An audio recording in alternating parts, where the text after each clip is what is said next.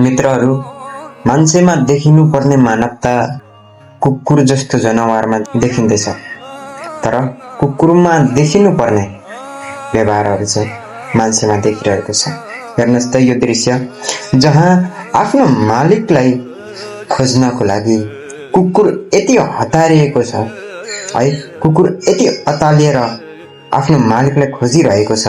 बिचारा है, बोल्न सकेको भए यिनले कति चिच्याएर, कति चित्कार सुनाएर यिनले आफ्नो व्यथा पीडाहरू, आफ्नो मालिक गुमाएको पीडाहरू सुनाउँथ्यो होला है।